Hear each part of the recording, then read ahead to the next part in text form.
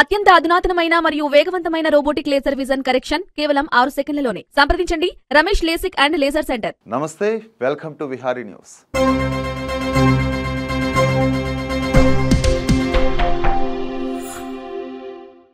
తెలంగాణలో మళ్లీ ఎన్నికల నగారా మోగనుంది. గతేడాది డిసెంబర్లో అసెంబ్లీ ఎన్నికలు జరగగా రానున్న 3 మాసాల్లో లోక్సభ ఎన్నికలు జరగనున్నాయి.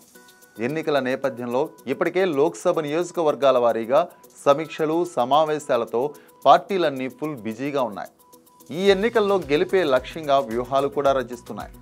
మొత్తంగా తెలంగాణలో 17 లోక్సభ నియోజకవర్గాలుండగా వరంగల్ లోక్సభకి ఒక ప్రత్యేక స్థానం ఉంది.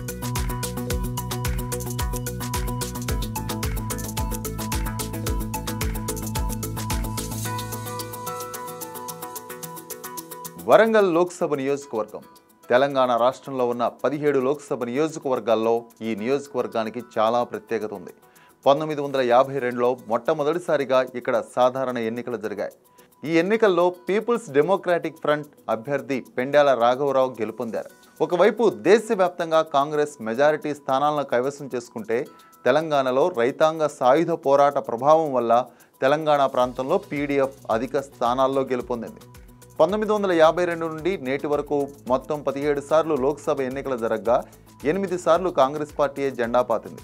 ఉమ్మడి ఆంధ్రప్రదేశ్లో కీలక లోక్సభ నియోజకవర్గంగా ఉన్న వరంగల్ నుండి ఎంతో మంది రాజకీయ ఉద్దండులు ఎంపీగా గెలుపొందారు. పీడీఎఫ్ నుండి పెండ్యాల రాఘవరావు, తెలంగాణ ప్రజాసమితి నుండి ఎస్బి గిరి, కాంగ్రెస్ నుండి రామసాయం సురేందర్ రెడ్డి, సిరిసిల్ల రాజయ్య, టీడీపీ నుండి ఎర్రబల్లి దయాకర్ రావు, బీఆర్ఎస్ నుండి కడియం శ్రీహరి, తెలంగాణ తల్లి విగ్రహ రూపశిల్పి పసునూరి దయాకర్ ఇక్కడి నుండి గెలుపొందిన వారే. అయితే 2004 వరకు జనరల్ లోక్సభ స్థానంగా ఉన్న ఈ నియోజకవర్గం 2008 నియోజకవర్గ పునర్విభజనలో భాగంగా ఎస్సీ నియోజకవర్గంగా మారింది.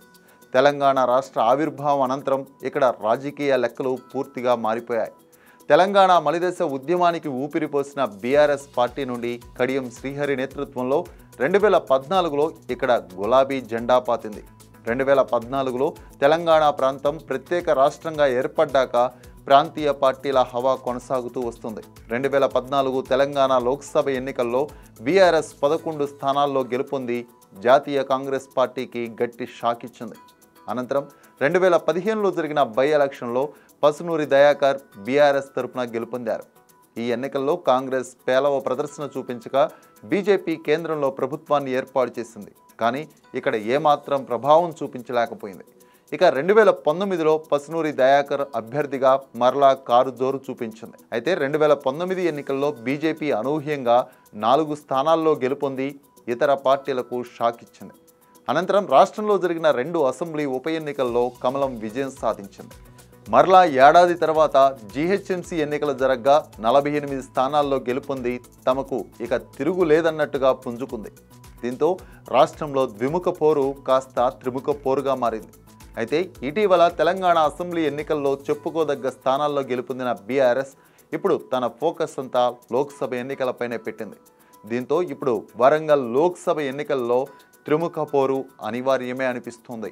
మరో 3 మాసాల్లో దేశవ్యాప్తంగా లోక్సభ ఎన్నికలు జరగనున్న నేపథ్యంలో పార్టీలన్నీ అప్రమత్తమయ్యాయి. తెలంగాణ రాష్ట్రంలో కీలక లోక్సభ నియోజకవర్గమైన వరంగల్ ఇప్పుడు రాజకీయ రంగస్థలంగా మారింది.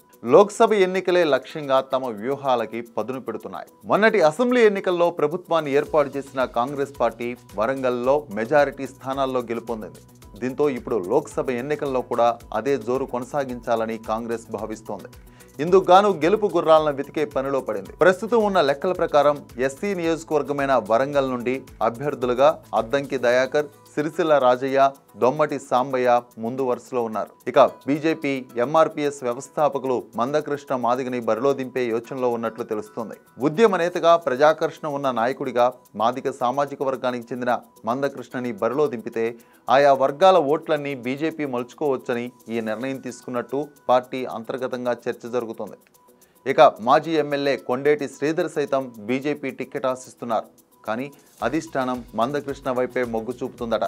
ఇక బీఆర్ఎస్ అభ్యర్థులుగా ప్రస్తుత ఎంపీ పసునూరి దయాకర్ ముందు వరుసలో ఉండగా వీరితో పాటు వర్ధన్నపేట మాజీ ఎమ్మెల్యే ఆరూరి రమేష్ కూడా టికెట్ కోసం గట్టి ప్రయత్నం చేస్తున్నారు. దీంతో ఈసారి జరిగే వరంగల్ లోక్సభ ఎన్నికల్లో త్రిముఖ పోరు అనివార్యమనిపిస్తోంది. 3 ప్రధాన పార్టీల నుండి బలమైన అభ్యర్థులే బరిలో ఉండడం వల్ల పోటీ రసవత్తరంగా మారే అవకాశం ఉంది. అయితే మొన్నటి అసెంబ్లీ ఎన్నికల్లో ఉమ్మడి వరంగల్ జిల్లాలో 12 అసెంబ్లీ సెగ్మెంట్స్లో 10 స్థానాల్లో కాంగ్రెస్ విజయ దుందుబి మోగించింది. దీంతో గెలుపు ఊపులో ఉన్న కాంగ్రెస్ వరంగల్ లోక్సభలో ఎలాగైనా పాగా వేయాలని ప్రణాళికలు సిద్ధం చేసుకుంటుంది.